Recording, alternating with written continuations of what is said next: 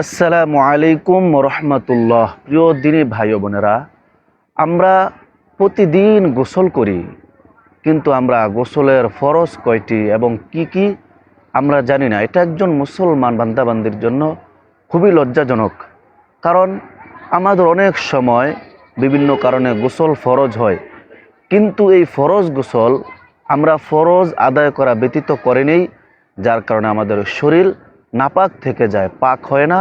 আর এই নাপাক শরীর নিয়ে আমরা আল্লাহ তাআলার ইবাদত বন্দেগী পাঁচ ওয়াক্ত নামাজ আদায় করি। তো এই নাপাক শরীর নিয়ে এই অবস্থা যদি আমরা শুধু নামাজ নয়, যে কোনো ইবাদত বন্দেগী করি, তাহলে তো আমাদের গুনাহ হবে। এই জন্য আজকে আপনারা এই ভিডিওর মধ্যে জানতে পারবেন গোসলের ফরজ কয়টি ও কি কি, এবং অল্প কিছুদিনের মধ্যে আমি আপনাদেরকে প্র্যাকটিক্যালে একদম শুরু থেকে শেষ পর্যন্ত কিভাবে সুন্নত তরিকায় গোসল করতে হয় সব কিছু আপনাদেরকে আমি ভিডিওর মধ্যে দেখিয়ে দিব। অল্প কয়েকদিনের মধ্যে আপনারা ভিডিও পেয়ে যাবেন। এই জন্য আমাদের কিয়ামা চ্যানেলটি আপনারা সাবস্ক্রাইব করে রাখেন। প্রিয় দিনী ভাই ও বোনেরা, আপনারা আপাতত আজকে গোসলের ফরজ কয়টি ও কী কী জানুন এবং আজকে থেকে আপনারা আমল শুরু করে দেন। প্রতিদিন গোসলের আগে আপনারা এই ফরজগুলো আদায় করে নেবেন, তাহলে আপনাদের আর কোনো প্রেশান থাকবে না, আপনাদের শরীর পাক হওয়ার জন্য যথেষ্ট হয়ে যাবে। তো গোসলের ফরজ হচ্ছে তিনটি।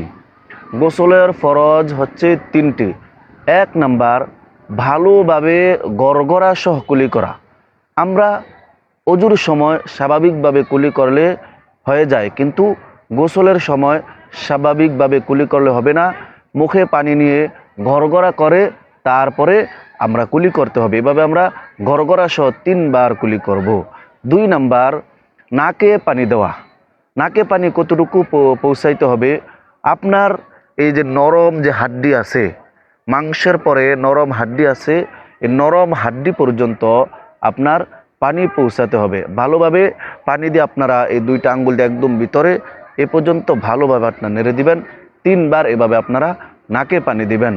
3 নাম্বার, সমস্ত শরীর ভালোভাবে ধৌত করা।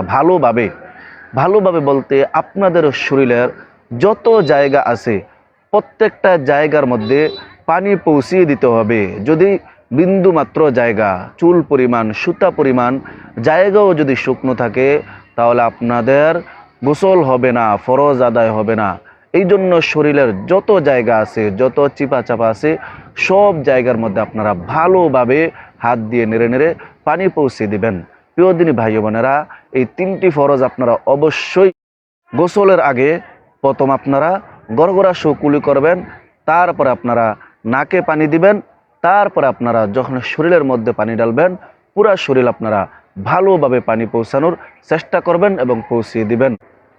আল্লাহ পাক রব্বুল আলামিন আমাদেরকে মুসলিম উম্মাহ হিসাবে প্রত্যেকটা আমল জানার এবং আমল করার তৌফিক দান করেন। আল্লাহুম্মা আমিন। আসসালামু আলাইকুম ওয়া রাহমাতুল্লাহি ওয়া বারাকাতুহু।